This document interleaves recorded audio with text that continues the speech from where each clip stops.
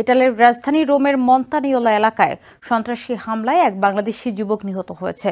২২ বছর বয়সী নিহত মামুন খানের বাড়ি বাংলাদেশের নরসিংদী জেলার রায়পুরা উপজেলায়। প্রত্যক্ষদর্শীদের কাছ থেকে জানা গেছে, শনিবার দিবাগত রাত ১২টার দিকে মন্তানিওলা এলাকায় হামলার শিকার হন মামুন। অজ্ঞাত কয়েকজন দুর্বৃত্ত তার উপর হামলা চালায়।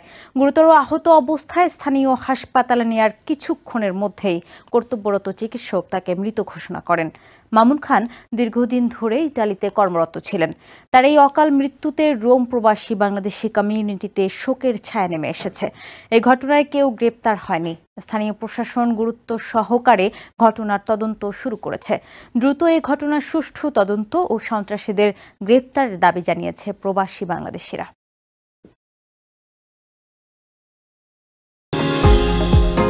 নিউ ইয়র্ক থেকে সম্প্রচারিত TVN 24 টেলিভিশন বিশ্বজুড়ে বাঙালির কণ্ঠস্বর।